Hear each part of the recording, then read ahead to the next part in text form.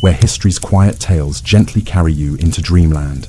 Tonight begins our peaceful journey through the House of Windsor, a modern royal dynasty that has weathered storms and guided Britain through a century of unprecedented change from 1910 to today. In part 1, we'll softly explore the early Windsor reigns of George V and Edward VIII, from a steadfast king who steered the nation through world war and social upheaval, to a monarch who chose love over crown in one of history's most dramatic royal moments, all while the world transformed around them. Before you drift away into peaceful slumber, please take a moment to like this video, leave a gentle comment about your favorite royal moment, and subscribe to keep these soothing tales coming your way. So cozy up, close your eyes, and let these gentle whispers from the 20th century lull you into restful sleep. If you're new here, welcome to the Sleepy Crown family. George, later King George V, was born on June 3, 1865, at Marlborough House, Westminster, London. His father, Albert Edward, Prince of Wales, was Queen Victoria's eldest son and heir, often at odds with her over his carefree reputation. George's mother, Alexandra of Denmark, from the Schleswig-Holstein-Sonderburg-Glucksburg royal house, wed Albert Edward in 1863. Their first son, Albert Victor, born in 1864, made George their second child, third in line to the throne. The mighty couple had 4 more children, daughters Louise, Victoria and Maud, and a son, Alexander John, who died a day after his premature birth in 1871. Raised by nannies across royal estates like Windsor and Sandringham, George had limited parental contact, typical for the era. He and Albert Victor, close in age, shared lessons under John Neil Dalton, a clergyman recommended by Queen Victoria, who felt their father neglected their studies. From 1871, Dalton oversaw a curriculum heavy on Protestant texts, Greek and Roman texts, prioritizing humanities over sciences. George, more diligent than his idle brother, bonded with Dalton, a friendship lasting decades. At 12, their father enrolled them in the Royal Navy. In 1877, they began training, and by 1879, joined HMS Bacchante, a new corvette, with Dalton tutoring. Despite Victoria's fears, the ship proved sturdy in an 1879 storm, allowing a 3-year voyage covering 40,000 miles. They visited the Mediterranean, Caribbean, South America, South Africa, China, Japan, meeting Emperor Meiji in 1881, and Australia, witnessing Japan's modernization and the First Boer War in South Africa. Their travels were published in 1886 as The Cruise of Her Majesty's Ship Bacchante. George thrived at sea, continuing as a naval commander, while Albert went to Trinity College, Cambridge. In the mid-1880s, George trained under his uncle, Prince Alfred, in Malta, becoming a vice admiral by 1886. By 1890, he commanded HMS Thrush, a gunboat in the Western Atlantic, and in 1891, HMS Melampus, a cruiser, his final active command. George expected his father to succeed Victoria, followed by Albert Victor. But Albert's questionable lifestyle, including unproven links to a 1889 London scandal and health concerns, made him a controversial heir. In 1892, the Russian flu claimed Albert at 27, thrusting George second in line, destined to be king if he outlived his father. This shift reshaped his future and personal life. At the time that he fell ill in December 1891, Albert had been scheduled to marry Mary of Teck, the daughter of Count Francis von Hohenstein, Duke of Teck, one of the most senior figures in the German aristocracy. Although George had grown close to his cousin, Princess Marie of Edinburgh, who herself would one day become Queen of Romania, the decision of who he should marry was now largely taken out of his hands, and it was decided that he should marry Mary of Teck, his older brother's intended bride. The pair were wed at St. James's Palace on the 6th of July, 1893, in what by all accounts became a relatively happy union, despite its arranged nature. Children soon followed, with Edward born a year later in the summer of 1894, Albert late in 1895, Mary in 1897, Henry in 1900, George in 1902, and John in 1905, all except John, who unfortunately developed severe epilepsy and passed away in 1919 when he was just 13 years old, would live long lives. As parents, George and Mary were not easy to define. George was a very strict disciplinarian, like his own father. This was not unusual by the standards of the late 19th century, but George appears to have instilled significant fear in his children. while he and Mary have also been criticised for failing to notice that a string of nannies that cared for the children in their earlier years were often emotionally and physically abusive towards them. However, on some occasions, their children expressed affection for their parents in their later years, and when George and Mary had to undertake a world tour for 8 months in 1901, they were said to be deeply upset at being separated from the children for such an extended period of time. Overall, it was a complicated relationship between the pair and their children. George had become Duke of York in 1892, following the death of his older brother, a title which had been borne for centuries by many figures who were second in line to the throne of England and then Britain. His new position meant that he had to quit active service with the Royal Navy of any kind which might endanger his well-being. As such, following his marriage to Mary in 1893, much of their roles as Duke and Duchess were ceremonial and designed to expose the British people as much as possible to the man who would one day, perhaps many years from then, rule Britain and its empire. Thus, social engagements and photo opportunities became the order of the day, though unlike his father, George was not an avid party-goer and generally preferred a quiet life at York Cottage in Sandringham to hobnobbing with British high society. Some of his formal duties involved travel overseas, notably when George joined his parents to attend the funeral of their cousin, Tsar Alexander III of Russia, in St. Petersburg in 1894. There, he spent considerable time in the presence of his cousin, the new Tsar Nicholas II, whose rule would become entangled in many ways with George's years later. George's time as Duke of York eventually came to an end in January 1901, following the death of his grandmother, Queen Victoria, after a reign of 63.5 years. With her passing, which signalled the end of an age in British and indeed European history, George's father, Albert Edward, succeeded as King Edward VII of Britain and Emperor of India. He was already 59 years of age at the time of his accession, and his health was deteriorating owing to a chronic smoking habit and years of excess of all kinds. He would spend much of his relatively brief reign dealing with bronchitis as well, as a form of skin cancer that attacked his nose, and even memory loss. It was consequently expected that George, who had become the Prince of Wales and heir designate in 1901, would succeed his father before too long. Nevertheless, Edward survived throughout the 1900s as George and Mary took on a string of ever-growing responsibilities, notably a world tour in 1901, in which they visited the furthest flung reaches of the British Empire.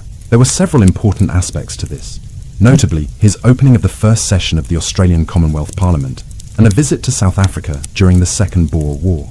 Further visits to India and other parts of the empire followed in the course of the 1900s. Thus, by the time George's father died on the 6th of May 1910, the subjects of the empire as well as Britain itself were familiar with the man who now ascended as their new king. He was 44 years of age at the time. George's coronation as King George V of Britain and Emperor of India, along with the coronation of his wife Mary as Queen Consort, took place at Westminster Abbey in London on the 22nd of June 1911. It was attended by an enormous number of the royal families and monarchs of Europe, including, for instance, members of the German imperial family, numerous other German princes and princesses, representatives of the Tsar of Bulgaria, the Romanian royal family, the Archduke Karl of Austria representing Emperor Franz Joseph, and even the Crown Prince of the Ottoman Empire as a stand-in for the Sultan. Within a few years, many of these imperial and royal houses would be shattered by the impact of the First World War, and although few could have even guessed at it in the summer of 1911, this would be one of the last times when the many royal lines of old Europe would congregate in one place for such an event. In tandem, the Festival of Empire was held at the Crystal Palace in London to celebrate George's coronation. At this, the Crystal Palace, which had first been built to house the first Great Exposition in 1851, became home to a myriad array of scenes designed to showcase the might of the British Empire at its height. In all, 300 buildings replicating elements of other buildings from across the empire were reconstructed inside the Crystal Palace. But, even as the coronation plans were underway, there was a political crisis also raging in Britain, one which involved the new king in a surprising departure from the general belief by the early 20th century that the monarch's role was simply to rubber stamp what Parliament decided upon. At the heart of the matter was the people's budget, which the Liberal Chancellor of the Exchequer, David Lloyd George, had first attempted to introduce in April 1909. The budget was very progressive for its time, with Lloyd George stating that It was effectively a wartime budget, with the enemy being poverty and squalor in Britain's working class and industrial communities. As such, it proposed large tax increases to pay for a revolutionary system of welfare measures and investment in public services. Much of this was political, with the Liberals believing that the best way to stall the rise of the Labour Party, who were perceived as dangerous radicals in the 1900s, was to introduce the welfare reforms which would prevent traditional Liberal voters from switching to Labour. Yet the People's Budget provoked a furious response, and the Conservative-dominated House of Lords refused to ratify the passage of the budget. Traditionally, the Lords was seen as a rubber-stamping body, one which was not supposed to block legislation that had passed through Parliament, and so the impasse over the People's Budget had provoked a constitutional crisis in the last months of the reign of Edward VII.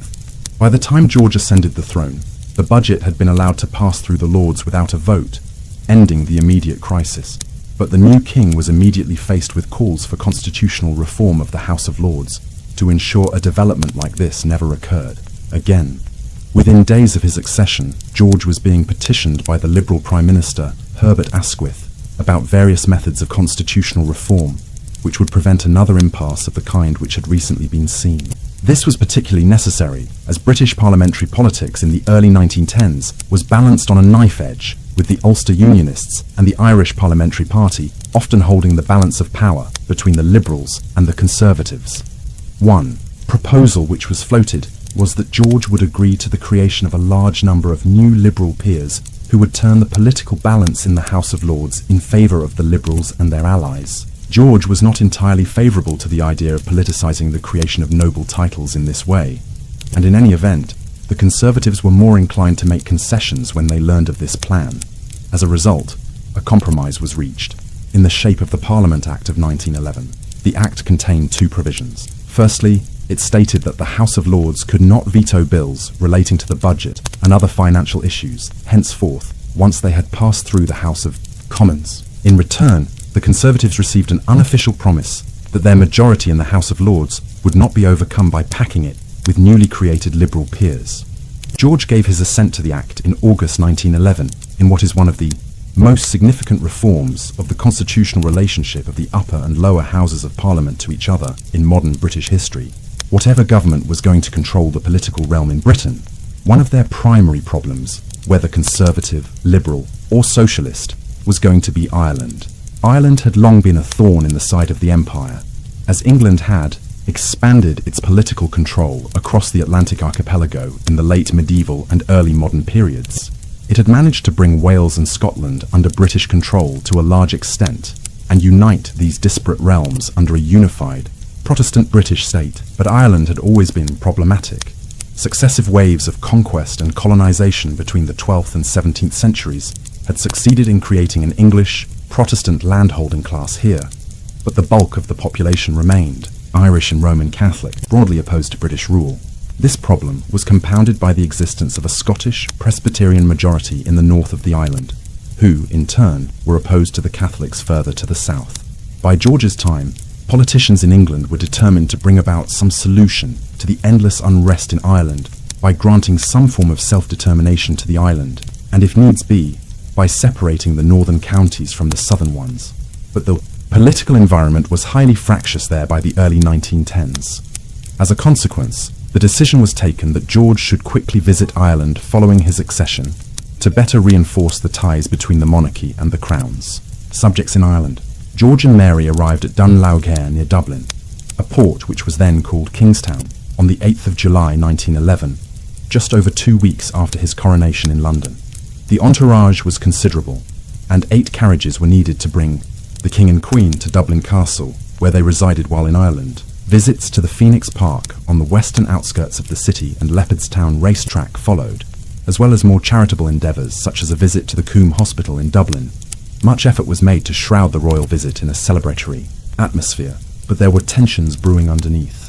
Many of Dublin Corporation's politicians were nationalists and socialists who favoured complete independence for Ireland from Britain, and refused to participate in the events around the royal visit.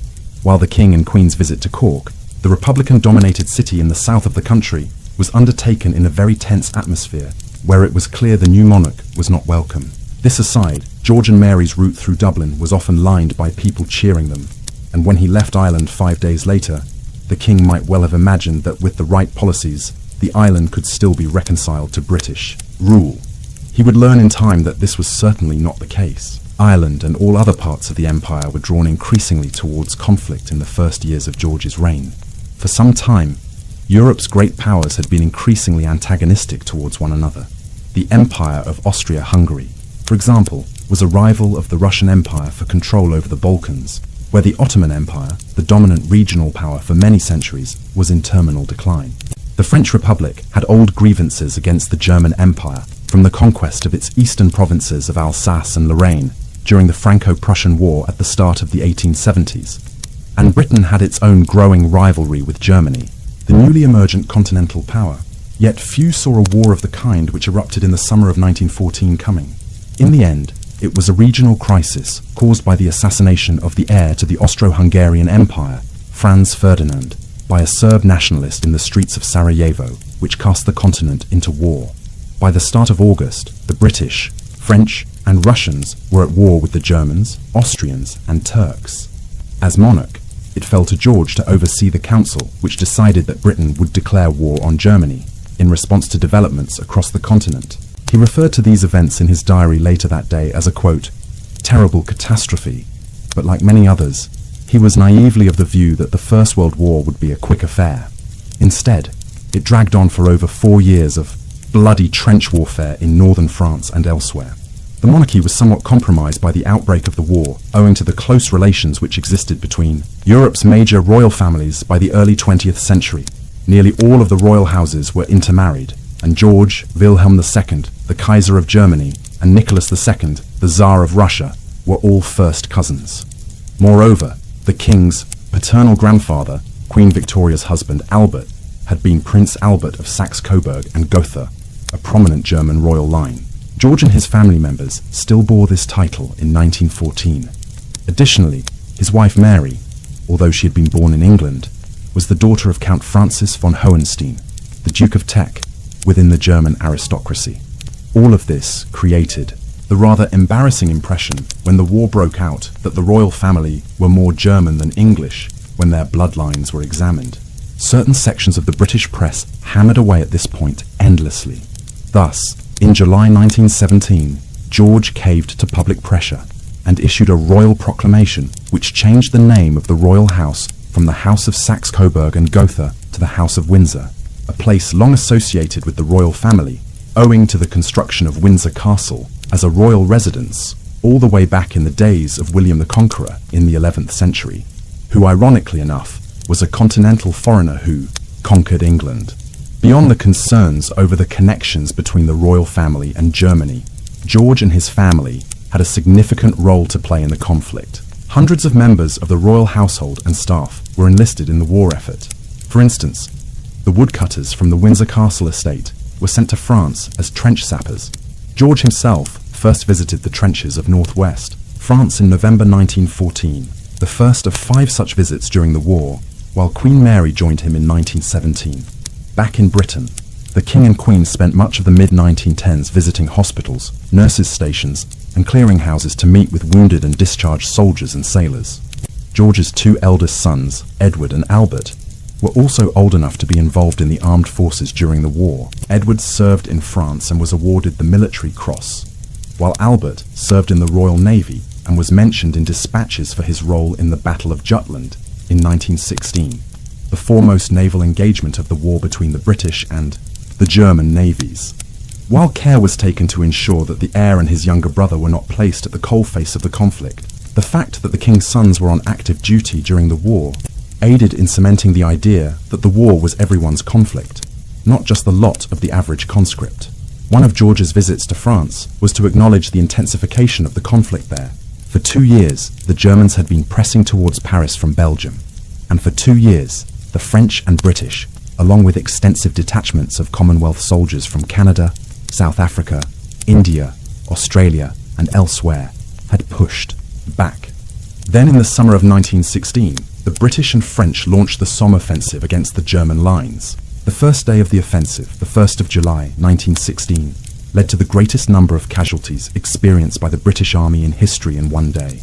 Over 19,000 soldiers were killed, and a further 38,000 were wounded or otherwise rendered unable to fight. Plans were quickly put in place for George to cross to France, and on the 10th of August 1916, with the fighting still raging, he visited troops at Ypres and proceeded further down the British lines along the Somme.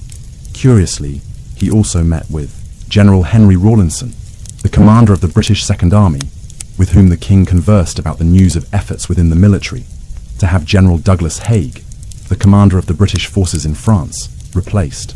Yet this never materialized.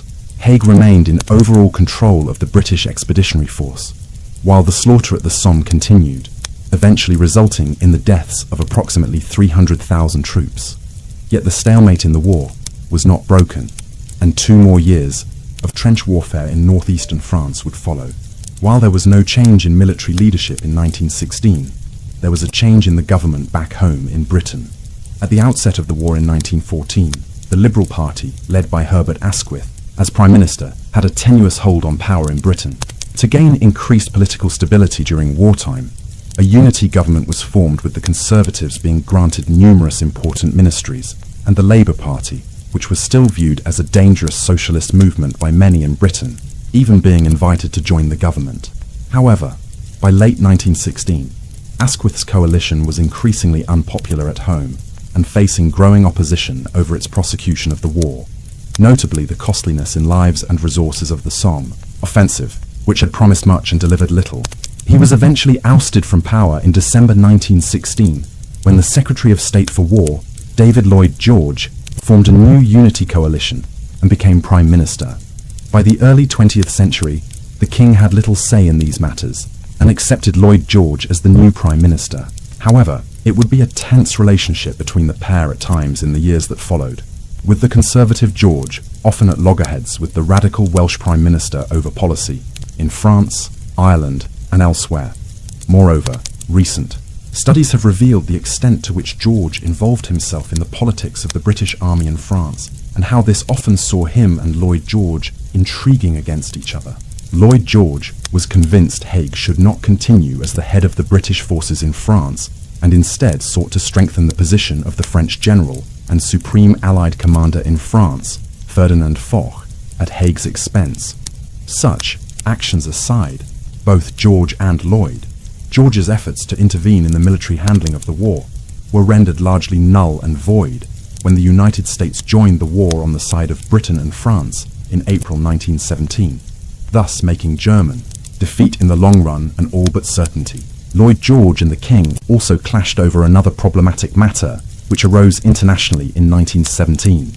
This concerned events in Russia, where a revolution had been initiated to overthrow the government of George's cousin, Tsar Nicholas II, in February. This was a relatively conservative revolution at first, and there was the possibility of the Russian royal family being able to abscond from Russia and seek asylum elsewhere in Europe. At first, George was anxious to offer Nicholas the option of resettling, at least temporarily, in Britain, but Lloyd George was vehemently opposed, believing that the presence of the Russian imperial family in Britain could act as a lightning rod for socialist and revolutionary elements within Britain, who were looking at Russia and considering whether an overthrow of the political system in Britain might also be possible. There were also concerns that the presence of the deposed Tsar in England could entangle Britain in Russia's domestic politics, at a time when Russia was still theoretically its ally in the war, although admittedly Russian resistance to the German advance all along the Eastern Front was collapsing in the spring and summer of 1917.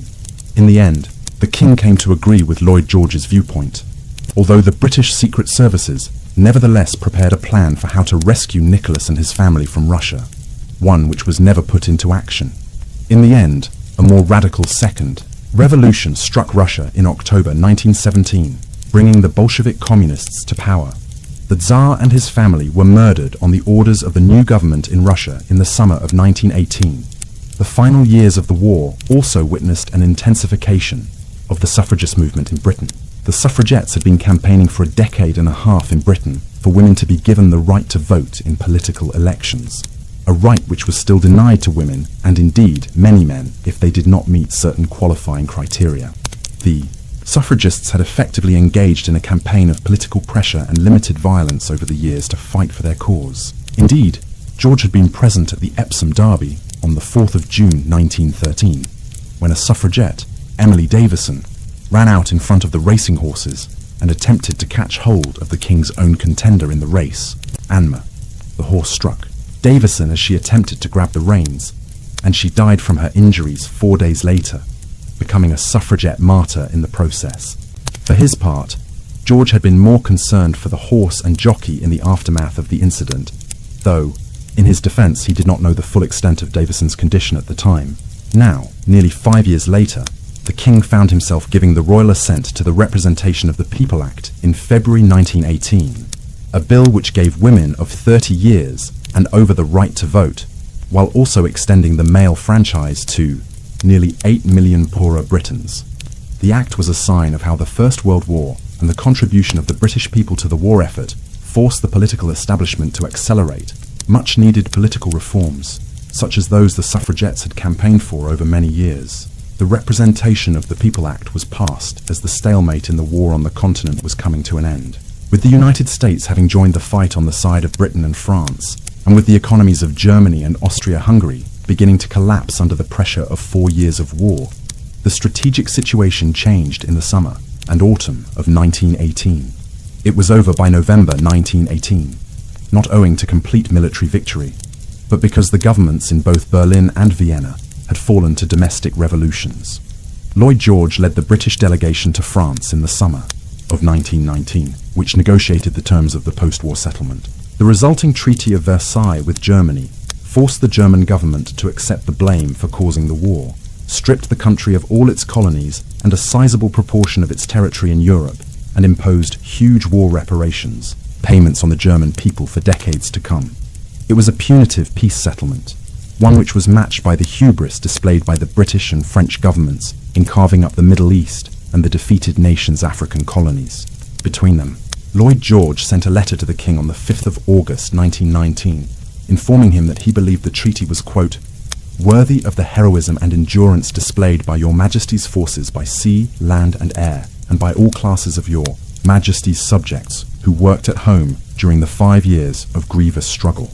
There was a great degree of truth to the Prime Minister's letter, but nevertheless, the treaty had sown into it the seeds of another war many years later.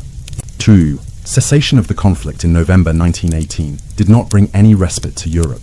Indeed, the next 5 years were even deadlier for the continent. This was partly owing to the collapse of the old political order and numerous revolutions and civil wars in countries like Russia, Germany, and Turkey. Yet much of it was also owing to disease outbreaks at a time when the continent's people were weakened due to years of rationing and want. The disease which swept across Europe in 1918 and into 1919 is known as the Spanish flu, even though it originated in the United States. By early 1920, it had infected over 500 million people and is estimated to have killed somewhere between 20 and 50 million people, though reliable statistics for Asia and Africa are not available. The royal family was not immune to it, and indeed, such were the ravages of disease outbreaks on the Windsors in recent decades, notably the death of George's older brother, Albert Victor, in 1892, that they were anxious to avoid contagion. Consequently, the royal court fled from London, but by then it was too late for the king to avoid the Spanish flu. Just 2 months after it first surfaced in the US, George was struck by it in May 1918. He made a full recovery though, something which cannot be said of many others. The Prime Minister, David Lloyd George, also contracted it and nearly died. While the Spanish flu had largely passed the king and his immediate family by in 1918, the revolutions which followed the end of the First World War would have a more enduring impact. These sprung up all across the continent, generally in the countries which were defeated during the war, such as Germany, the Ottoman Empire, and the Austro-Hungarian Empire, the latter of which was fragmenting into several smaller states by the time the armistice was declared in November 1918. However, it was not confined to these, and some of the revolutions elsewhere impacted directly on the monarchy. Such was the case with the 11th September 1922 revolution, which occurred in Greece as a spillover from the Turkish Revolution. Here, senior officers within the Greek army and navy initiated a coup against the reigning government of King Constantine, George V's cousin. He was quickly replaced by his son, who became George II of Greece, but not without a severe backlash against the royals in the Mediterranean nation. Such was the danger implicit in this, that George V had to send ships of the Royal Navy to the Mediterranean nation to rescue his cousins, Prince Andrew and Princess Alice, the paternal grandparents of the present King of Britain, Charles III, from Greece. More broadly, George was sceptical about the revolutions which subsumed Europe at this time, viewing most as dangerously revolutionary and socialist, developments which George, as a conservative British monarch, was deeply opposed. To one of these revolutions was closer to home than all others. While Britain itself avoided conflict in the aftermath of the war, it could not prevent unrest across the Irish Sea in Ireland. In the decades since George had visited the country, just days after his coronation in England, Ireland's political problems had mounted. At the outset of the war in 1914, the Irish Parliamentary Party, the country's largest single political party at Westminster, had made an agreement with the government in England. It would convince Irish men to sign up for the war effort and head for the trenches of France, and in return, the British government would grant home rule to Ireland, whereby an Irish Parliament would be established in Dublin, one which would rule many aspects of Ireland, albeit still as part of the British Empire. However, the war years saw this consensus fall apart. On Easter week in 1916, a coalition of nationalist revolutionaries led a botched military revolt against British rule, seizing large parts of Dublin. This was soon crushed, but in its aftermath, support for the Irish Parliamentary Party collapsed and was replaced with support for a new political movement, Sinn Féin. These won a landslide in nearly all the Irish constituencies outside of Ulster in the 1918 general election and promptly refused to take their seats in Westminster, instead convening their own parliament in Dublin. It was the beginning of the Irish War of Independence. The War of Independence was fought in Ireland between 1919 and 1921. It was a bitter, bloody affair with the Irish engaging in guerrilla warfare and the British government relying on army irregulars called the Black and Tans to fight the conflict. The latter were soon engaging in acts of atrocity and heavy-handed violence against the civilian population. For his part, while he was opposed to Irish independence, George was appalled by the escalating violence in Ireland and the tactics being employed by the Black and Tans. He censured Lloyd George on several occasions for what was occurring and was a major driving force within England in finding a solution to the conflict. In the summer of 1921, a part of that solution was dividing Ireland so that the Scottish Presbyterians in the northern counties could have their own country that would remain closely tied to Britain. 6 counties there were partitioned from the south in May 1921, bringing Northern Ireland into existence. George visited Belfast in June to address the opening sitting of the new Unionist-dominated Parliament there. His speech is believed today to have been significant in preventing a war between the Unionists of the north and the Republicans of the south in the months that followed. Instead, a truce was agreed with the Republicans a few weeks later, and the south of Ireland was effectively granted partial independence from Britain, while the north remained part of the empire. Although a bitter civil war was fought in the south over the terms of independence between 1922 and 1923, the country remained tied to Britain in some particulars until the mid-1930s. George's role in establishing the peace in the early 1920s was quite substantial.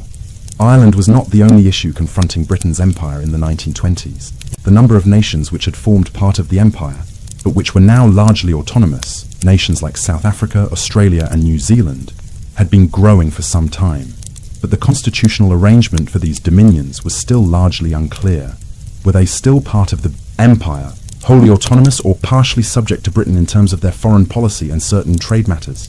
These issues came to a head at the Imperial Conference held in London in 1926, which was presided over by George and chaired by the former Prime Minister between 1902 and 1905, Arthur Balfour.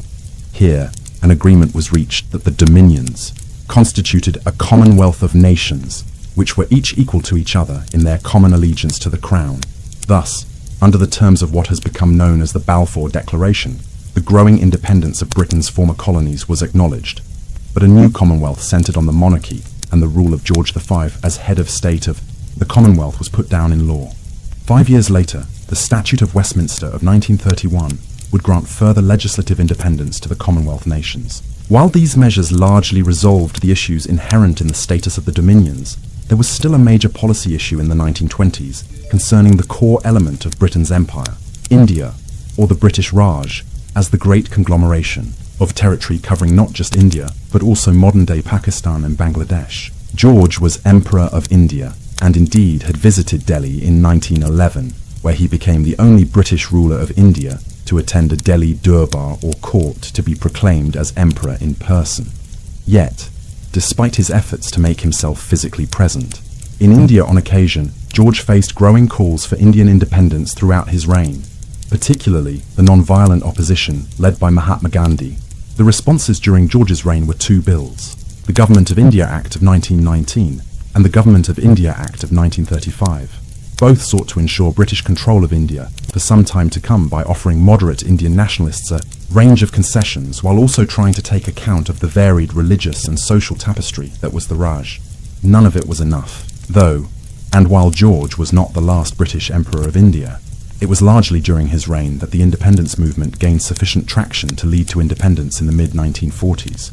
George's attitudes towards domestic British politics in the 1920s were a delicate balancing act between his role as a figurehead within the government and his own rather conservative political views. He, like many others in Britain, was wary of the emergence of the Labour Party as a major political movement. It created some dismay then for the King and large sections of the British political establishment when the general election of December 1923 resulted in a hung parliament, with neither Stanley Baldwin's Conservatives, Herbert Asquith's Liberals, nor Ramsay MacDonald's Labour securing a majority. In the days that followed, it emerged that the only government which was feasible was a minority Labour administration, which would be supported on a case-by-case basis by the Liberals. Thus, MacDonald became Prime Minister, and Labour formed a government for the first time. There were genuine concerns at the time that George, whose constitutional roles involved officially appointing new governments, would try to block the formation of the new Labour regime. Yet he didn't. Whatever his personal politics might have been, George knew that he was not supposed to intervene publicly in the politics of the day. Yet, there is also evidence that George's personal politics might have been shifting at this time. The minority government soon collapsed, and the Conservatives returned to power in late 1924. Yet when a general strike broke out across the UK in 1926, over pay and working conditions in Britain's mines and other sectors of the economy, it was George who urged a moderate approach on the Conservative Prime Minister, Stanley Baldwin, stating that Baldwin needed to put himself in the shoes of the average working man when negotiating with the strike managers. While Britain's politics were difficult in the mid-1920s, any issues encountered were tempered by the fact that the global economy was booming during these years. Yet all this came to an end in the autumn of 1929, with the Wall Street crash and the ensuing Great Depression. At the time of the Wall Street crash, MacDonald had just led Labour back into government in remarkably bad timing. His administration faced a huge crisis, with over 1.5 million people out of work across Britain by the start of the spring of 1930, a situation which deteriorated further over the next year and a half, as the value of the pound sterling and its ties to the gold standard looked increasingly precarious. By August 1931, it was impossible for MacDonald to get any budgets or policies through, and so George urged the Labour leader to call an election and form a government of national unity. It was wise advice. A national government, containing Labour, Conservative and Liberal ministers, was formed in October 1931, and the British political establishment worked together to move through the crisis created by the Great Depression, whereas other nations ended up with increasingly fractious and extreme politics. George also facilitated the MacDonald governments to manage the economic crisis in other ways. The Civil List, which was effectively a list of individuals to whom the British government paid money in the form of honorary pensions, as well as royal subventions, was drastically reduced in 1931, and the King and the royal family decided not to accept an annual payment of $50,000 due to them in recognition of the economic situation. That money was sent back into the Exchequer and used for welfare payments and to help create jobs during the crisis. These and other measures ensured that George was an increasingly popular monarch by the early 1930s. This was perhaps at odds with his own personality. By nature, he was a rather diminutive, retiring figure, one whose favoured pastimes were stamp collecting and hunting. Back in 1893, George had been made honorary vice president of the Royal Philatelic Society, the most significant stamp collecting society in the world. George served in that role until he became king, and his contributions to the society's collection were considerable. For instance, in 1904, he purchased a rare Mauritius 2p blue stamp for £1,450, a record for a single stamp purchase at that time. George ultimately contributed significantly to the Royal Philatelic Collection, which is valued at approximately $100 million today. Elsewhere, George became the first monarch to take advantage of the new mass communications medium of radio to reach out to his subjects. On Christmas Day 1932, he became the first king or queen to address the entire nation in this way. George had resisted the idea of doing so for many years, believing radio was for entertainment rather than an extension of the political realm. But in the 1930s, as the crisis deepened across the country and other politicians, such as Franklin Delano Roosevelt, the then governor of New York, began using radio to communicate with their constituents, George relented and gave the first royal Christmas speech in 1932. The King's speech was scripted by Rudyard Kipling, the great author of Kim and the Jungle Book, whose knowledge of the British Empire and British India in particular qualified him for writing a speech which was broadcast to all of George's subjects, not just in Britain, but in the Raj and the Commonwealth nations as well. The speech sought to offer some comfort in the context of the tumultuous years Britons and citizens of the empire alike had just lived through. It may be that our future may lay upon us more than one stern test. Our past will have taught us how to meet it unshaken. For the present, the work to which we are all equally bound is to arrive at a reasoned tranquility within our borders, to regain prosperity without self-seeking, and to carry with us those whom the burden of past years has disheartened or overborne. George's speech was a major success, and the tradition has continued almost uninterrupted ever since.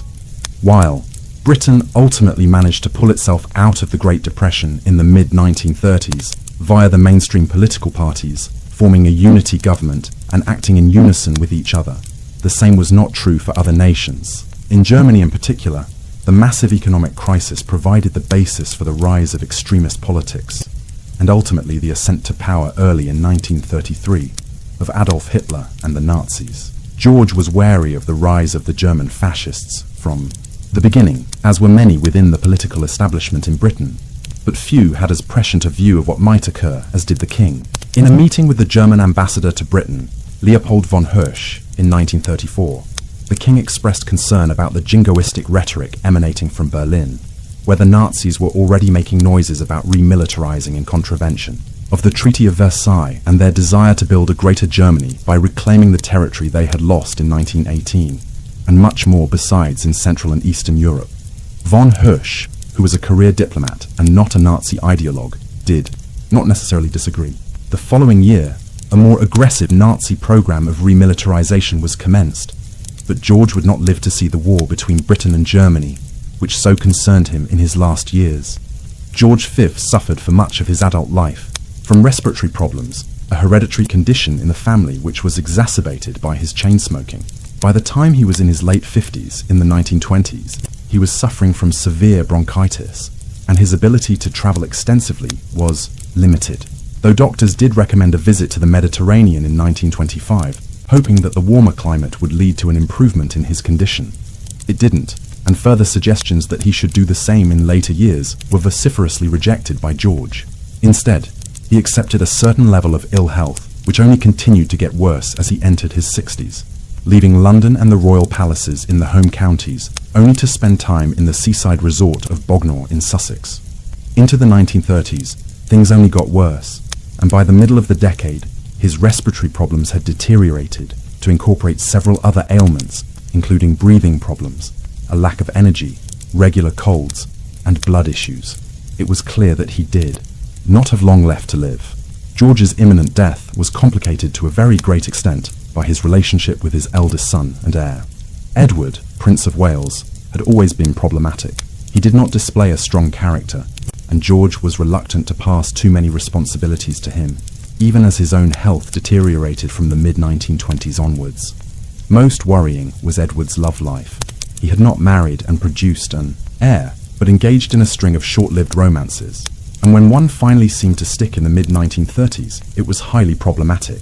The subject of Edward's attentions was Wallis Simpson, an American divorcee who was still married to her second husband, Ernest Aldrich Simpson, an American with extensive business affairs in Britain. Edward and Wallis had entered into an affair in the mid-1930s, but it was considered unacceptable to the Conservative Party leader, Stanley Baldwin, and viewed with great dubiousness by George V, who repeatedly advised his son to end the liaison and marry a more acceptable woman, one who would not have been divorced and was British or European. The issues inherent in Edward and Wallace's affair were still hanging over the succession as George's health declined dramatically in the course of 1935. By the summer of 1935, the king was regularly receiving oxygen in order to continue breathing properly. Things got worse in the months that followed, and on the 15th of January 1936, he retreated to his bed at Sandringham House in Norfolk outside London. He spent the next 5 days here, with his situation deteriorating precipitously. By the 18th, he was slipping in and out of consciousness, and was in a confused state whenever he pulled himself back to the point of being able to converse with those surrounding his deathbed.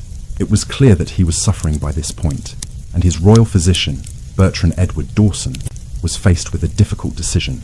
At approximately 11 p.m. on the night of the 20th of January 1936, he effectively decided to speed along the king's death, administering a large dose of morphine and cocaine sometime afterwards. Nothing could have been done to save the king's life, and the decision most likely spared George several further days of agony, though Dawson's decision has been controversial ever since, owing to the fact that he did not consult with George's family before taking this action. Subsequent events are well known. A protracted royal funeral followed, with George eventually being laid to rest at St. George's Chapel at Windsor Castle on the 28th of January. Edward succeeded his father as King Edward VIII of Britain. However, he was steadfast in his determination to marry Wallis Simpson, who was now in the process of finalizing her second divorce from Ernest Simpson. This created a major problem. The Prime Minister, Stanley Baldwin, and other members of the royal family, including Edward's younger brother, Albert, were convinced that the British public would not stand for their king marrying a multiple divorcee from America, while it would clearly emerge in the process that the new king had begun. Seeing Wallis while she was still married, a constitutional crisis brewed in the months that followed as Edward refused to budge from his position. When he was eventually confronted by the government and the royal family, he agreed to abdicate the throne and married Simpson. His younger brother Albert succeeded the childless Edward in December 1936, taking the regnal name George VI. Thus, less than 12 months after George V's death, the abdication crisis resulted in his younger son succeeding his older son. George V was, in many ways, one of Britain's least well-known monarchs, despite spending a quarter of a century on the throne. Perhaps this was because his reign was largely bookended by the even lengthier and more substantial reigns of his grandmother, Queen Victoria, who ruled for much of the 19th century, and his granddaughter, Elizabeth II, whose reign marked the transition from the post-war period through to the 21st century. Compared with these, George's period on the throne seems misleadingly brief and static. Moreover, today he is broadly overshadowed in the public imagination by other political figures of his time, notably David Lloyd George, who dominated the country's politics during the First World War, and then the rise of Winston Churchill during the interwar period. Furthermore, George was a modest character who preferred stamp collecting and spending time with family to courting controversy. A man whose interests lay in stamps cannot hope to vie with the Russian Civil War and the rise of the Nazis in the pages of history books detailing the interwar period of European history. Finally, George's lengthy reign was in many ways overshadowed immediately by the short, controversial reign of his elder son and the abdication crisis. Yet to suggest that because George's reign was, in many ways, rather banal for its time, it was without merit would be to do it and the man a disservice. George provided simple, uncontroversial leadership as King of Britain during a tumultuous period of British and European history. From the outset, he was a man who disliked violence and wished to see the First World War ended as quickly as possible. In the aftermath of it, he approached the revolutions which Europe was inundated with in the late 1910s as something which needed to be overcome while maintaining a conservative political landscape.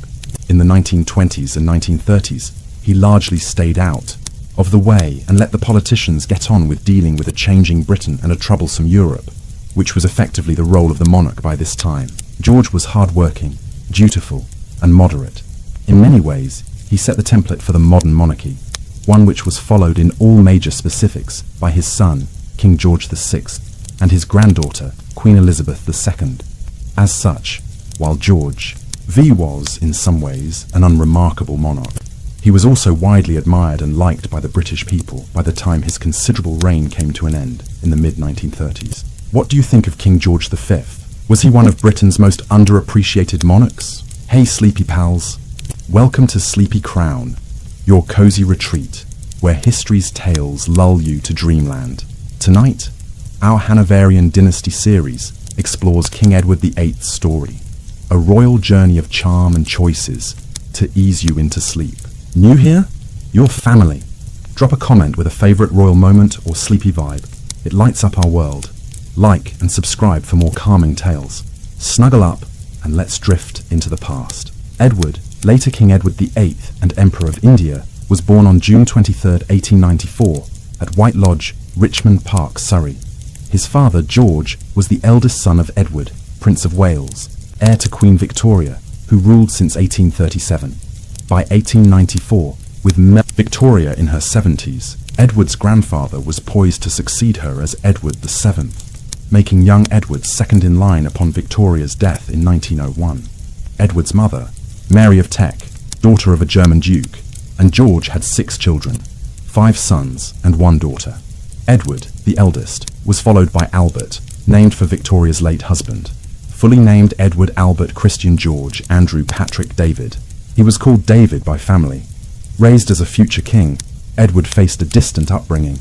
His parents, stern and often detached, created a tense home, with his father's outbursts leaving Edward feeling unloved, shaping his later choice to remain childless. Known for his charm and social ease, he mixed across classes, though his intellect was modest. Educated at York Cottage, Sandringham, and Frogmore, Windsor, he moved to Osborne's Naval College as a teen, then the Royal Naval College, and served on HMS Britannia, mirroring his father's training. Despite his royal status, Edward faced bullying in the Navy and received little intellectual rigour, unlike earlier royals, leaving him with a narrow worldview. In May 1910, his grandfather's death made his father king, and at 15, Edward became Prince of Wales, thrust into public life. He attended Oxford, but was a lukewarm student, distracted by Europe's brewing unrest in 1914. World War I erupted in 1914, sparked by the assassination of Archduke Franz Ferdinand, igniting tensions from Germany's rise, colonial rivalries, and Balkan nationalism. Britain, France, and Russia faced Germany and Austria-Hungary in brutal trench warfare in northern France. Edward joined the Grenadier Guards in July 1914, relishing the camaraderie absent in his studies. His service, however, was sheltered. Royals couldn't risk capture or death. He took on symbolic roles, like meeting French generals, and boosted morale inspecting British camps. Rare dangers included a 1916 car crash in France after his chauffeur's death by artillery. He also visited the Middle East in 1916, connecting with Australian and New Zealander allies. The war was significant in one other way, which would have a small implication for Edward and his family for decades to come. At the outset of the conflict, the royal family was known as the House of Saxe-Coburg and Gotha. This had been established in 1901 following the succession of King Edward VII, bringing the House of Hanover, which had ruled Britain for nearly 2 centuries, to an end. However, the House of Saxe-Coburg and Gotha name, which was assigned on account of the extensive links between the British royal family and many of the most senior royal lines within Germany, became problematic in the context of the First World War. It reminded far too many people that the royals had extensive amounts of German blood, and indeed George V was the first cousin of the German Kaiser, Wilhelm II. In particular, when the Germans began dropping bombs on London in 1917 from planes named Gotha bombers, it was clear it was no longer tenable to retain the royal title. Consequently, in July 1917, the royal house's name was changed to that of the House of Windsor, a name adopted owing primarily to the long-standing associations between the English crown and Windsor Castle to the west of London. The war was eventually won in November 1918, and so this name change had little consequence thereafter in practical terms, but the new Windsor name would become associated intimately with Edward in due course.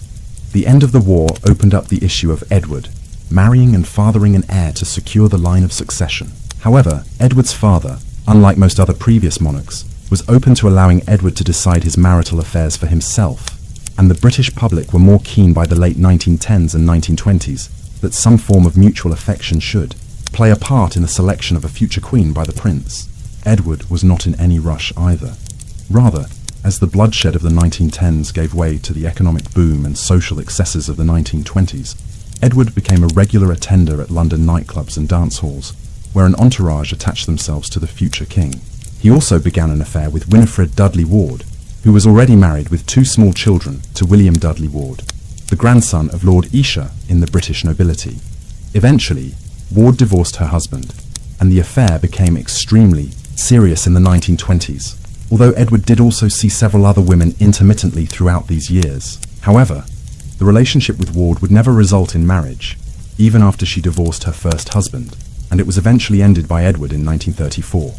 This penchant for the high life and Edward's complicated love life had created concerns within the government and amongst the royals themselves during the 1920s. Compounding this was what was perceived as Edward's quasi-egalitarian manners and habits. During his time in military service during the war, the prince had become used to trying to find common ground with the rank-and-file soldiers, and he continued his efforts to do so during royal visits abroad to Canada and other regions in the 1920s. His easy manner with ordinary people would be viewed positively in a member of the royal family today, but in the interwar period, nearly a century ago, the royals, senior politicians, and the nobles of the realm looked at this disapprovingly. Moreover, many looked at Edward as a monarch who might try to exercise too much political independence when he became king, rather than a figure who would carry out the ceremonial duties of being monarch, which was effectively what the monarchy had been in England since the early 18th century. Thus, already by the late 1920s, there was growing concern about the prince's behaviour and attitudes within senior political circles, ones which were no doubt expressed in private when King George developed a serious illness that lasted for several months in 1928 and 1929. He recovered and would reign for several more years, but there were worrying signs of a clash between his successor and the political realm in years to come. In the early 1930s, Edward met the woman who would determine the course of the remainder of his life. Wallis Simpson was an American socialite from Pennsylvania who was born as Bessie Wallace Warfield. 2 years Edward's junior, she had grown up in Baltimore, and she and her mother had been supported by wealthy extended family members after her father died during her youth. In 1916, she had married Earl Winfield Spencer Jr., an American Air Force pilot. It was a fractious marriage, and while it lasted over a decade, long before they eventually divorced in 1927, the pair had spent extended periods of time apart. The following year, Wallis married Ernest Simpson, an American by birth who had developed extended business connections in Britain. As a result of his business dealings, the Simpsons were largely living in England by the early 1930s, where Wallis was moving in high society circles. Much of their social ascent was a mirage, though, and Ernest Simpson's business affairs had run into serious trouble following the Wall Street crash of 1929 and the Great Depression that followed. This undoubtedly placed some strain on his and Wallis's marriage in the early 1930s, around the time that she was first introduced to Prince Edward. 1934 was a pivotal year in the development of the relationship between the Prince and Wallis Simpson. That year, he decided to end his sporadic affairs with Freda Dudley Ward and other mistresses such as Lady Furness. Curiously enough, his fascination with Mrs. Simpson seems to have derived from her being the more dominant individual within the relationship. Edward maintained a childlike personality throughout his adult life, and Simpson, as so many reports of the mid-1930s would assert, seemed to have the prince completely under her thumb. For his part, Edward was clearly besotted by her, and it seems evident that by 1934 or 1935, he had determined to marry her and for Simpson to become queen consort one day. There were early signs that this would not prove possible, though. When Edward introduced his American lover to his father and mother, they were not impressed, and indeed there were even special branch police assigned to monitor the couple's movements from 1935 onwards. There were 2 major issues at hand, the first being the fact that Simpson was a divorcee, and on religious and moral grounds it would be disapproved of for the future King of England to marry such a woman and for her to become queen. Simpson's American background and reports that she had excessive influence over Edward were also paramount in the minds of worried observers in the mid-1930s. The question of who would become queen consort became a pressing one before too long. On the 20th of January 1936, at 70 years of age, King George V died, and Edward was proclaimed as King Edward VIII the following day. At first, there were positive signs. George V had been an ill man for many years, and his chronic respiratory Problems had often taken from his ability to serve as monarch. Moreover, he was perceived in the public eye as an antiquated figure, one who belonged more to the world of the late 19th century than the new emerging world of the interwar period. This public enthusiasm for a new monarch after a long reign was not an entirely unusual feature of British political life, but in Edward's case it would prove unfounded.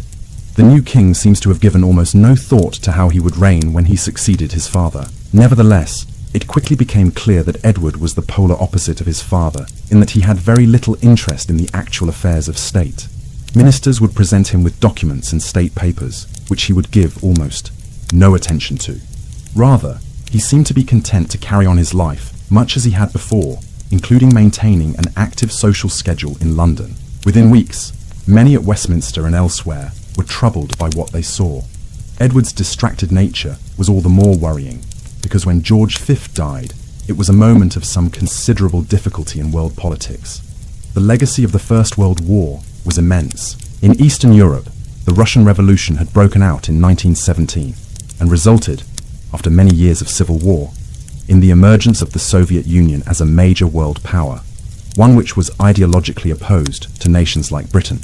In the far East, the Empire of Japan was ascendant as the dominant power there, and several years earlier, in 1931, had begun aggressively expanding on the Asian mainland by conquering the Chinese province of Manchuria. In Western Europe, Spain was about to descend into a vicious civil war after years of instability, whilst elsewhere on the continent, fascist regimes and authoritarian governments had seized power in countries like Italy, Austria, and Hungary. Compounding the growth of extremist politics was the economic crisis which began in 1929 with the Wall Street crash and which resulted in years of profound economic depression in the early 1930s. In this landscape, Britain was a bastion of relative stability. Edward's job as king would be to try to maintain this and Britain's empire in India and Africa. However, of all the problems confronting Europe, none was as great as that posed by Germany. The country had been left demoralized and destabilized by the terms of the Treaty of Versailles, which had been imposed on the country by Britain and France in 1919. This reassigned large amounts of formerly German territory to its neighbors and imposed huge financial reparations on the country, while also heavily restricting the size of its military. Nevertheless, after several years of crisis in the late 1910s and early 1920s, the German Republic had entered a period of relative stability in the mid-1920s and was the cultural center of the continent. But the economic crisis of the late 1920s and early 1930s hit Germany particularly badly. As it did, an extremist party, the National Socialist German Workers' Party, or Nazis, led by Adolf Hitler, managed to claim power early in 1933 after years of electoral gains. They soon turned Germany into a one-party dictatorship, and in the 12 months prior to Edward's accession, had begun aggressively rearming in contravention of the Treaty of Versailles. One might have expected that Edward's reign would be characterized by opposition to Nazi aggression, but events were quickly to ensure that the reign was brief, and Edward was soon cozying up to the Germans in ways that have cast a shadow over his entire life ever since. Edward was known to sympathize with elements of the Nazi regime in Germany, an issue which would create untold controversy before too long. But the more pressing issue in the first months of his reign was that of his relationship with Mrs. Simpson. At first, it was not clear how much difficulty this would create, but when the foreign newspapers began covering the new king's holiday on a yacht in the Mediterranean with Simpson shortly into his reign, unease began to emerge among government ministers in London. When it then became clear that Wallis Simpson was in the latter stages of finalizing the divorce from her second husband, the government of Prime Minister Stanley Baldwin had to begin to take a stance on matters. Baldwin was not naturally inclined to be interventionist on matters of this kind. He was often seen to be a vacillating prime minister who delayed making major decisions to an excessive degree. Additionally, he personally liked Edward and was not overly enthusiastic about interceding with him on the matter of his possible marriage. He prevaricated for as long as possible, but eventually he requested to see the king on the 20th of October 1936, possibly on account of having learned some days beforehand of Wallis's intentions to finally divorce her long-suffering husband. When they met on the 20th of October, Baldwin informed the king that an embargo on press reports of the new monarch, which was legally enforced at the time following a new coronation, was about to expire. Once it was, it would become impossible to prevent the newspapers and the wider public from speculating massively on the king's relationship with Mrs. Simpson and whether he intended to marry her after she divorced. Accordingly, he advised the king that Wallis should avoid finalizing her divorce in the immediate term and absent herself from Britain for some time until the matter could be more thoroughly debated by all the relevant parties. The king fobbed Baldwin off, arguing that Wallis's marital status was a private matter, when clearly her divorce would have profound implications for British public life if she then went on to marry the king. Things spiraled from there. A week later, on the 27th of October, Wallis obtained her divorce, though she would not be free to marry again for over 6 months given the laws at the time. A week later, Edward, who had not yet been crowned as plans, was still being made for his coronation, opened a new parliament. Unbeknownst to him, the government had already contacted his brother, the Duke of York, with a view to preparing him for the possibility of succeeding his brother if the issue of the divorce led to him having to abdicate. Baldwin met with the king again on the 16th of November. At this audience, Edward admitted to a senior member of the government for the first time that he intended to marry Wallis the following summer, once it became legally possible to do so. By that time, Baldwin's government had begun canvassing opinions from both within Britain and the Dominion states, which were still ruled as part of the British Empire. These indicated that there would be strong hostility to the idea of a monarch taking as his queen a woman who was twice divorced, primarily on religious and moral grounds. Baldwin was also aware that organisations such as the Church of England would be especially hostile within Britain itself. However, Baldwin was provided with a curious way out by Edward, who asserted that if the government was determined to prevent him from marrying Wallis, he would abdicate rather than spurn her. He had informed his immediate family members of the same by the end of the 18th of November. Thereafter, 2 weeks of inaction largely followed, during which the major development was the emergence of a proposal that a morganatic marriage could be entered into between Edward and Wallis, whereby she would become his wife, but not the queen consort. This, however, would have required a parliamentary decree and would open the monarchy up to extensive debate in Parliament, a development which nobody welcomed either within the government or in the royal family. The conclusion to the growing constitutional crisis was swift when it came. Baldwin began consulting the cabinet and the secretaries of the dominions in the last days of November, and by early December it was clear that nobody was in favour of Edward continuing as king if he married Wallis. Moreover, press silence was crumbling by then, and discussion of the matter was becoming widespread. On the 3rd of December, Wallis temporarily left for France to avoid overt press speculation. Yet this did little to allay Baldwin's government, who were now insisting that Edward needed to abdicate the throne if he was set on marrying Simpson. This is duly what Edward did a week later, signing the official instrument on the 10th of December, despite being encouraged by several individuals, such as Winston Churchill, to fight for his rights as king. King Edward VIII abdicated his position as monarch on the 11th of December 1936. At 327 days, it was the shortest reign of any English monarch since the late 15th century. Edward's speech to the nation, in which he declared that he was renouncing his crown of his own volition in order to marry the woman he loved, and had not been coerced into his actions by the government, was something of a high point for Edward, one which was perceived as being dignified and statesmanlike. The years that followed would not see a repetition of such behaviour. There remained the final issue of what title the former king and his soon-to-be wife would bear. On the 13th of December 1936, the same day that Edward officially announced his abdication, his brother and successor proposed that Edward and Wallis would henceforth carry the titles of Duke and Duchess of Windsor, the royal family name which had been adopted back in 1917. In tandem, the Duke and Duchess were given extensive financial privileges and a lavish salary and estates. However, the royal family now began a process of cutting off the former king and his new wife. As late as the 1940s, other members of the family and the king himself continued to refer to Wallis coldly as simply Mrs. Simpson. This was despite the fact that Edward and she had married at the Château de Candé near Tours in France on the 3rd of June 1937. The nuptials were not attended by any of the royal family and, other than a note of congratulations from Baldwin's government, were largely ignored on an official level in Britain. Moreover, it was in France where they would spend much of their lives from that time, generally living either in Paris or a country retreat. The rest of the royal family were delighted by this exile. and the general tenor in Britain was that everyone wished to forget the brief kingship of Edward in 1936 and the constitutional crisis which it had aroused. Edward and Wallis settled in Paris and began leading a relatively rich lifestyle based on the funds which Edward had been paid to relinquish his ownership of several royal residences in England as part of the abdication agreement. During this time, he rang his brother, the new king, every few days, often imploring George VI that his wife should be allowed to have the title Her Royal Highness in recognition of her position as the wife of a former king of Britain. However, this was refused, the concern in London being that Wallis would continue to use such a title at some future date, even if she divorced Edward. Meanwhile, the newlyweds continued to enjoy Paris life, but they appeared to have harboured the view at this stage that this was a temporary exile.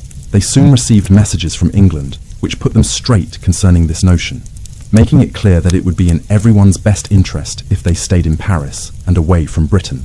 As the extent of the rebuff he was now suffering dawned on Edward, he began concocting ways to carve out a new place in the public life of Europe. While many individuals might have wished to retreat from the public eye as quickly as possible and attempt to lead a quieter life for some time, given the bruising experience of Edward's brief kingship, he and Wallis quickly entered into the most controversial episode of the former king's life. As we have seen, the early 1930s had witnessed the rise of Adolf Hitler and the Nazis to power in Germany. Now, shortly after his abdication, Edward accepted an offer to visit Germany. This must be viewed in context. Many individuals visited Germany in the mid-1930s as they wished to see exactly what was taking place there and how the Nazis had so rapidly overhauled the country and pulled it out of the economic crisis of the early 1930s. For instance, the former British Prime Minister, David Lloyd George, who had been the head of state in Britain from 1916 to 1922, visited the country in late 1936 as the constitutional crisis concerning Edward was playing out at home. In assessing any of these visits, it is important to remember that many British people in the mid-1930s viewed Hitler as an important bulwark against the development of a communist state in Germany. Secondly, individuals like Lloyd George did not know when they decided to visit Germany the horrors that the Nazis would unleash across Europe a few short years later. The offer to visit Germany was extended to Edward in the late summer of 1937 from Dr. Robert Ley, the head of the German Labour Front, an organisation which had been set up by the Nazis in Germany to replace the trade unions and stymie any socialist agitation in the country. The offer was extended from this body as figures like Edward and Lloyd George the year beforehand were being invited to the country principally to view how Germany had overcome its economic woes and was running its factories through bodies like the Labour Front. Edward accepted, seemingly based on a desire to rejuvenate his profile in the aftermath of his kingship. A tour of the United States was also planned, and he seems to have developed the idea that he could act as an individual who might foster new ideas about how to avoid political conflicts across the Western world, like those which had engulfed Spain and cast it into civil war. Essentially, Edward wanted to visit Germany to see how the further spread of communism and radical socialism could be avoided. Thus, by the early autumn of 1937, he had accepted the offer, and news of the impending visit was relayed to the British ambassador in Berlin, George Ogilvy Forbes. The tour commenced on the morning of the 11th of October, when the Windsors arrived at Friedrichstrasse station in Berlin. Despite being billed as a private tour rather than a royal visit, the couple were met at the station, not just by Robert Ley, but by Joachim von Ribbentrop as well, who was soon to be appointed as the German foreign minister and still held the title of German ambassador to the United Kingdom. The trip thereafter lasted for 12 days, down to the 23rd of October. Much of it consisted, as Lloyd George's had the previous year, of visits to German factories and various government installations. These went from the mundane, such as a tour of a light bulb factory, to the sinister, notably a trip to a newly built concentration camp, which the Windsors were admittedly deceived about regarding its true purpose.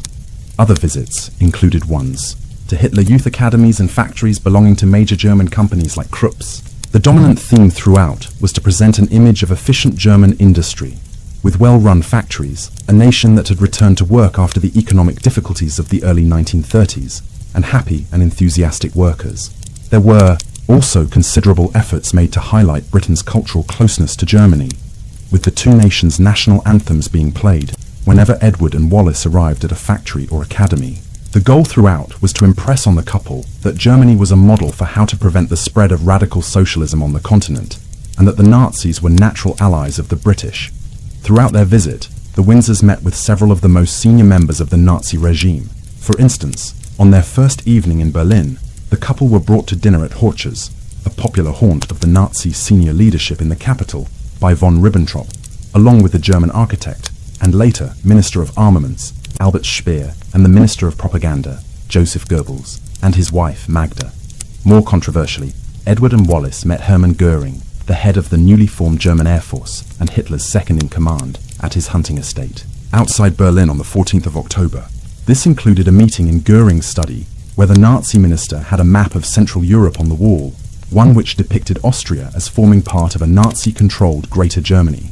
Despite the implication that Germany intended to take over an independent neighbour before long, Edward did not raise any objections. When this was combined with news of the Duke and Duchess visiting armaments factories where German tanks, armoured vehicles and submarines were clearly being constructed, and Edward's offering of the Nazi salute to many officials during the trip, it is not difficult to see how concerns arose surrounding it and endured thereafter. If the impression conveyed to contemporaries and to posterity by the Windsors' near 2-week stay in Germany were not bad enough, it culminated with a personal meeting between Hitler and Edward on the 22nd of October. This occurred at the Berghof, the Nazi leader's alpine retreat on the southern border between Germany and Austria. There are varying accounts of the meeting and the subsequent conversation after Wallace joined them later on. For instance, some suggest it was a rather insignificant meeting with social niceties expressed, some vague feelings of amity between the German and British nations swapped, and compliments exchanged followed by tea. Others, though, have claimed that Edward indicated his active support for Germany's increasingly aggressive foreign policy and Hitler's desire to acquire lands in Austria, Czechoslovakia, and Poland. There certainly is no suggestion that the former king attempted to discourage German expansionism. Finally, when the meeting had concluded, the former king and the German chancellor departed by giving each other the Nazi salute. Unsurprisingly, the issue of what may or may not have been discussed in Germany during the Windsors' visit, especially during Edward's meetings with Hitler, Göring, and others, has aroused considerable controversy. Some have suggested that discussion veered into talk of Edward facilitating an alliance between Germany and Britain, as Germany expanded on the continent and prevented a further rise of communism. These theories have been fueled by the fact that the minutes of the meeting between Hitler and Edward on the 22nd of October were subsequently destroyed. What did they contain that warranted their destruction? Other evidence is open to interpretation. For instance, on the final night of their tour, the Windsors were entertained in Munich by Rudolf Hess, Hitler's long-standing private secretary, and his wife Ilse. At one point, Rudolf and Edward disappeared for about an hour, leaving behind their interpreters and all other staff. An hour later, they were found upstairs. Rudolf was allegedly showing Edward his collection of model ships, but was he really, or was something more sinister being discussed? While there is extensive disagreement among historians about the trip, what has been universally accepted by biographers of Edward and historians of the royals in the mid-20th century is that it demonstrated a startling lack of judgment on the former king's part, one which has forever shrouded his life in ignominy. And it didn't just end when the Windsors departed from Germany on the 23rd of October 1937. As we will see, fresh rumours and concerns abounded during the Second World War, ones which Edward and Wallace did nothing to dispel. Following their trip to Germany, Edward and Wallace returned to Paris, where they rented a mansion on the Boulevard Suchet, in which they lived in the late 1930s. As they were settling there, the Germans were intensifying their aggression on the world stage. Already during their visit to Germany in 1937, Hitler had been applying ever greater pressure on Austria to force it into a political union with Berlin. The Anschluss, creating a Greater Germany, was finally achieved in March 1938 in violation of the Versailles Treaty. Within weeks, Hitler was pressing the case for the annexation of the Sudetenland, a part of Western Czechoslovakia with a largely ethnic German population. At a conference in Munich in September 1938, Britain and France caved in to Hitler's demands, but insisted that any further Nazi attempts at expansion at the expense of Germany's neighbours would result in war. Hitler called that bluff in the spring of 1939 when he annexed the rest of Czechoslovakia and the city of Memel in the Baltic States region. However, when German tanks rolled over the border into Poland at the very beginning of September 1939, appeasement could no longer be allowed. Britain and France declared war 2 days later as the Second World War commenced. For the former king and his wife in France, they, like everyone else in the country, must have assumed a German invasion would come soon.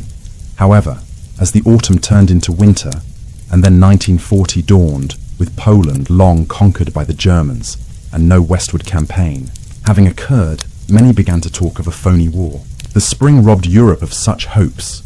In April 1940, the Nazis invaded Denmark and tactically occupied the key cities and towns of Norway. Just weeks later, an invasion of the Low Countries and France was initiated. This action aroused fresh concerns about Edward, who was accused by some British diplomats of having leaked information to Berlin, which had facilitated the German assault on Belgium. The accusation was especially damning when the British Expeditionary Force to France became trapped at the town of Dunkirk in late May as a result of the unexpected success of the German two-pronged assault of Belgium and northeast France. Only a daring amphibious rescue operation prevented hundreds of thousands of British troops from either being obliterated or captured. The French, though, were not so lucky, and on the 14th of June 1940, Paris was occupied by the Nazis. The city, and France in general, would remain under German control for the next 4 years. Notwithstanding their earlier friendliness towards the Nazis, the Duke and Duchess were the targets of a conspiracy by Hitler and the Nazi paramilitary organization, the SS, in the summer of 1940. The goal of what was codenamed Operation Willy was to kidnap the Windsors, who had left Paris when France was invaded in May 1940, heading south to Biarritz, and then journeying over the border into Spain, with the ultimate goal of reaching Portugal. Operation Willy was conceived while they were travelling through Spain, which under the fascist dictatorship of General Francisco Franco was friendly towards Hitler's government. The idea was that the Duke would be kidnapped, brought to Germany, and then his alleged pro-German inclinations would be fostered with a view to re-establishing him as King of England following the German defeat of Britain in the war. By the time plans were at an advanced stage, the Windsors had already crossed into Portugal and were living in Lisbon by the first days of July 1940. At this juncture, a new plan was settled on, whereby Edward would be tricked into crossing back into Spain and detained there. But even Walter Schellenberg, the SS official who was placed in charge of the operation and who subsequently became the head of Nazi foreign intelligence, later conceded that the plan was ludicrous. Operation Willy was never brought to fruition, but the arrival of the Windsors in Lisbon and the ever-present lack of tact displayed by Edward and Wallis on their arrival there opened them up to further charges of engaging in traitorous activity, ones which, like their visit to Germany in 1937, have created long-lasting suspicions that have never been entirely resolved. The Windsors had apparently elected to make their way to Spain and Portugal in May 1940, owing to anxieties about their diminished status in Britain and certain tax burdens that would fall on them if they returned home. Back in Britain, this failure to return to England looked very bad, and the new Prime Minister, Winston Churchill, looked at it particularly disapprovingly. Matters only became more suspicious when the Windsors arrived in Portugal and promptly accepted an offer to stay in the home of Ricardo Espírito Santo, a Portuguese banker who had extensive business connections in Germany and who was suspected of having sufficient contacts with Hitler and the Nazis that MI6, the British intelligence service, had opened a file on him. Perhaps Edward and Wallis were unaware of this, but it seems unlikely, and in accepting the offer to stay with Santo, the former king was either involved in talks with Santo or was acting in an incredibly irresponsible manner, one which almost guaranteed that his loyalty would be questioned. Yet there was worse still. Recent research has revealed that while he was in Portugal, Edward promoted the idea through Ricardo Espírito Santo that the Nazis should, quote, bomb Britain into peace. Edward here was apparently proposing that the Nazis should adopt a strategy of aerial bombing over England and London, in particular, in order to force the British government into surrendering without the necessity of a land invasion. This was effectively the strategy which the Germans adopted in the summer of 1940, leading to the Blitz of London and England for the next year. This recent study has highlighted how Edward had proposed the Blitz while in Portugal, and that the same advice was then conveyed to the Nazi government in Berlin by the German ambassador in Lisbon. It is possible that Edward viewed this as the lesser of two evils compared to a land invasion, but there is still absolutely no denying that coming from a member of the royal family, this advice constituted treason of the highest kind. In the Months that followed, tens of thousands of bombs were dropped on Britain, leading to approximately 40,000 civilian deaths. In September and October 1940 alone, London was bombed almost every single night. Edward seemingly advocated that Berlin should adopt this strategy in order to force the country into surrendering and to make him King of Britain again in the aftermath of the capitulation. Edward's possible duplicity while in Lisbon did not end along with his brief sojourn in Portugal. As soon as he and Wallace arrived there, Churchill had taken steps to remove Edward from continental Europe, while also avoiding bringing him back to Britain. He could not have the Duke residing on the continent and possibly falling into Nazi hands. The possibility that he would collude with the Nazis and potentially work out a deal to be made King of England once again was now too great.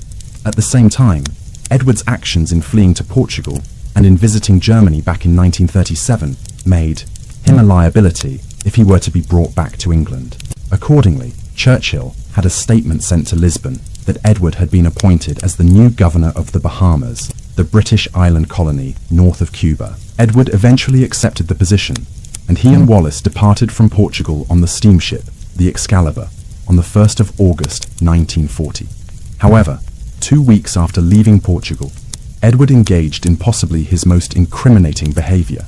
Yet, on the 15th of August, he sent a telegram to Espírito Santo, his and Wallace's Portuguese host, asking him to send word as soon as he needed to act. When this document was made public in 1957, Edward dismissed its significance. However, there seems to be evidence that Edward wanted to be updated by a known German agent about any developments that might lead to him returning to Europe to be installed as a puppet king of England if Germany defeated Britain in the war. Suspicions about Edward and his wife's actions over the past several years were considerable enough that when the couple decided to visit the United States from the Bahamas in the spring of 1941, they were monitored by the Federal Bureau of Investigation at the behest of President Franklin D. Roosevelt. J. Edgar Hoover's FBI acted on information supplied by a German monk living in the US who claimed to have information that Wallis Simpson had been the lover of Joachim von Ribbentrop, the German foreign minister, back in 1936 when he had served as the Nazi ambassador to Britain. Suspicions were also aroused by a different English informant who claimed that Edward had made an arrangement with Hermann Goering that if the war ended in German victory, Goering would then attempt to overthrow Hitler and subsequently install Edward as King of England. How much of this was based on solid information and how much was just the wild imaginings of FBI informants is very difficult to know. However, it is indicative of the concern that attached itself to Edward and Wallace during the war years that they were shadowed by FBI agents during this first visit to Florida from the Bahamas in 1941, and again on several further occasions after. The US entered the war in December 1941. We may never be able to disentangle fact from fiction when it comes to Edward's dealings with the Nazis, but we can be sure of one thing. Any plot he might have been engaged in did not materialize. Instead, Edward and Wallace spent the period from the autumn of 1940 through to the end of the war in 1945, largely ensconced in the Bahamas, a region which Edward dismissively referred to as a third-rate colony. He was contemptuous of the natives, whom he viewed as racially inferior to their colonial overlords. As a consequence, he might have been the worst individual imaginable to have been charged with quieting serious riots over low wages across the islands, which occurred in the summer of 1942. However, Edward handled these diplomatically, and as governor of the island, he introduced a policy of poor relief and public works to try to both develop the islands and assuage ill will against Crown rule. Nevertheless, he and Wallace were eager to leave what they considered to be a colonial backwater to which they had been banished, and in mid-March 1945, months before the war ended, the former king resigned his commission as governor of the island archipelago, while Edward and Wallace spent their time in the Bahamas and were being trailed in the US by FBI agents. The war effort began to turn against the Germans. Hitler had decided to suspend efforts to conquer Britain late in 1940, and instead turned his attention towards the Soviet Union. A massive invasion, the largest in the history of warfare, was initiated in the summer of 1941.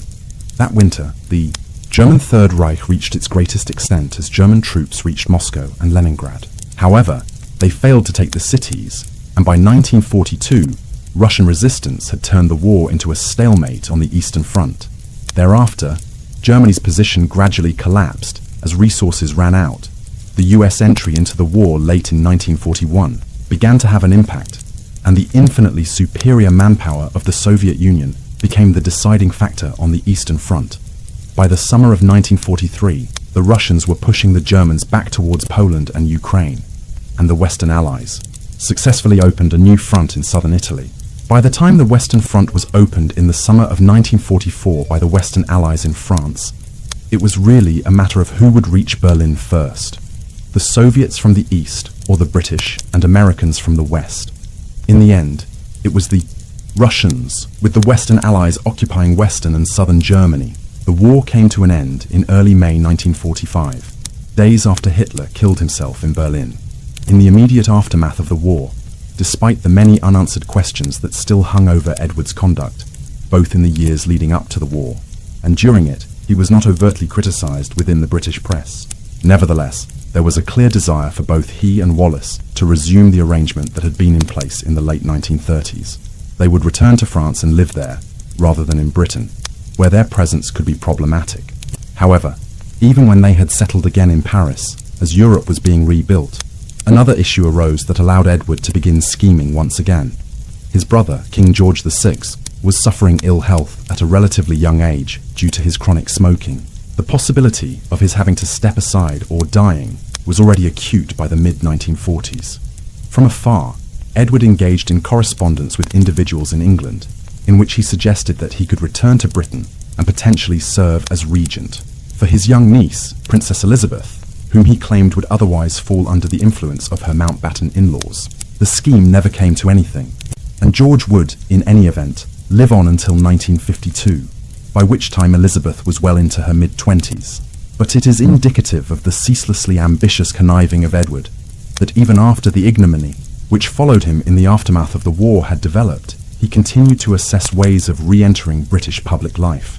Notably, he did not attend Elizabeth's coronation, but watched it on television from Paris. It was, though, to be the last of his forays in this regard. When Elizabeth did succeed and began a long and prosperous reign in 1952, her uncle and his wife resigned themselves to life in Paris. There, they became a sort of curious celebrity couple, the former King of Britain and his American wife, who had done so much to unsettle Britain's politics before the war.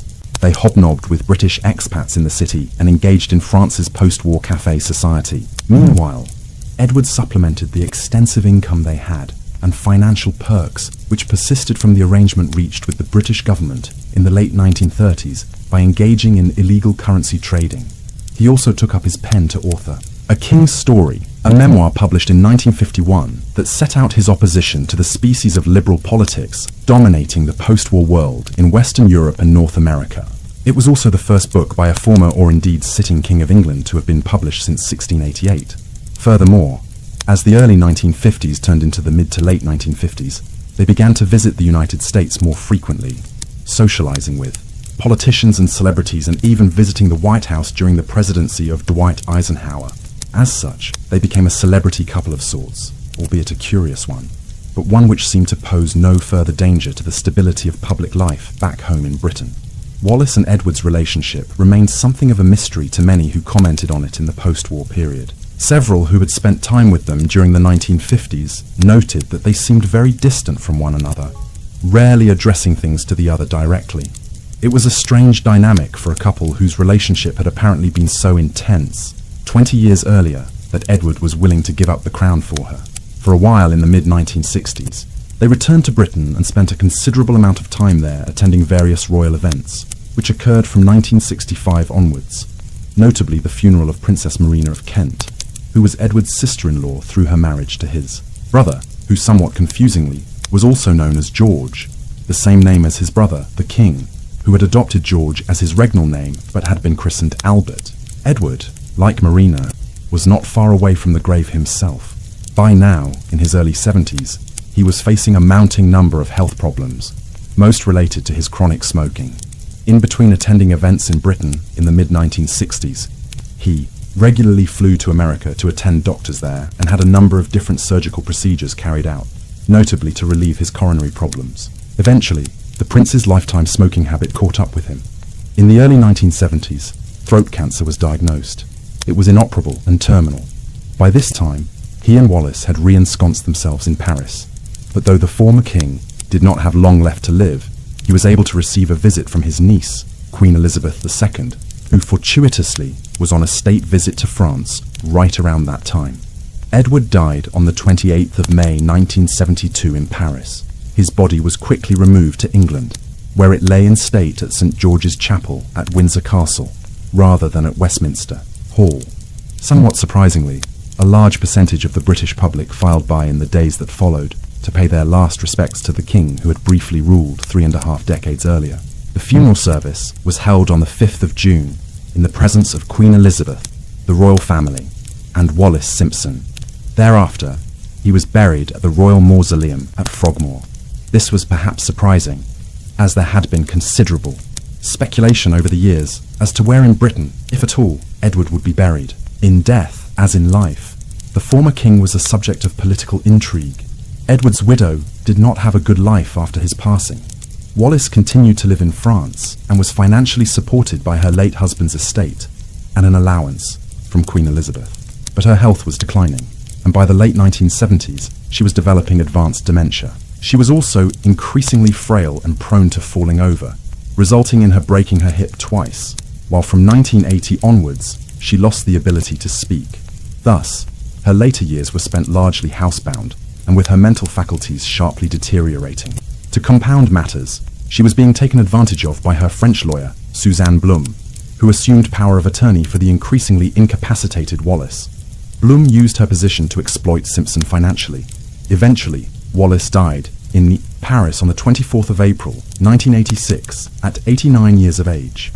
Her funeral was held a few days later at St. George's Chapel at Windsor Castle. Her marriage to Edward, which had faced so many difficulties and aroused many different controversies, had survived the distance despite these adversities, and she was interred next to him near Windsor Castle. King Edward VIII was one of the most controversial figures in modern British public life. In 1936, he ascended to the throne of Britain, and as Emperor of India when he was still a bachelor in his early 40s. However, while unmarried and without an heir, he was still an individual who had a varied love life, and that was the problem. Not only was the new king known for his extensive social life as Prince of Wales in the 1920s and 1930s, but he was also a figure of widespread gossip on account of his numerous dalliances with married women. One of these was problematic from the start of his brief reign. By 1934, Edward had become besotted with Wallace Simpson, an American who had already divorced once, and who would need to do so again in order to marry Edward. When it became clear that this was exactly what the pair intended, it became a matter of national controversy. It has been widely debated ever since whether the issue of Simpson being a multiple divorcee was the real reason for Edward being forced to abdicate at the end of 1936, or if he was simply unpopular within political and social circles, and Simpson was used as a means to force him out in favour of the much more respectable George VI. Whatever the reason, the end product was the same. Edward abdicated, making him the shortest reigning monarch in nearly 5 centuries. Had matters rested there, we might look on Edward today as a sympathetic character, one who had the crown stolen from him owing to antiquated views on religion and marital morality which pertained in the 1930s. But what followed tarnished his reputation irreparably. In the autumn of 1937, Edward, who had always harboured sympathies towards the Nazi regime, which had emerged in Germany in 1933, undertook a tour of the country, one in which he met with such odious characters as Hermann Göring, Joseph Goebbels, and finally Adolf Hitler himself. There is no doubt Edward was in favour of fascism as a bulwark against socialism in Europe. What conspiracies might have been plotted in 1937 is unclear, but we do know that in 1940, when the Nazis quickly conquered France, Edward and Wallace's adopted home, the couple were involved with Nazi agents across Western Europe in the months that followed. Was Edward plotting to return as King of Britain in a Nazi-dominated Europe? We cannot be sure, but what is perfectly clear is that in acting in the way in which he did, and opening himself up to the aspersions which he did, Edward forever tarnished himself as the possible traitor king. What do you think of King Edward? Fate? Do you think he was conspiring as blatantly with Adolf Hitler and the German Nazi Party as many believed, or was he simply somebody who liked to arouse controversy And that's the end of part 1 of our Serene Windsor tale. From the steadfast leadership of George V through the Great War to the romantic drama of Edward VIII's abdication for love, we've drifted through an era of remarkable transformation. If this story brought you a bit of peace tonight, don't forget to like, comment your favourite monarch, and subscribe so you never miss a dreamy dive into history. Next time on Sleepy Crown, we'll continue our Windsor journey with part 2, exploring the courageous George VI, who overcame his stutter to lead Britain through World War II, and the legendary Queen Elizabeth II, whose remarkable 70-year reign shaped the modern world. Rest well, dear friend. May your sleep tonight be deep, your dreams gentle, and your heart calm. Good night from Sleepy Crown.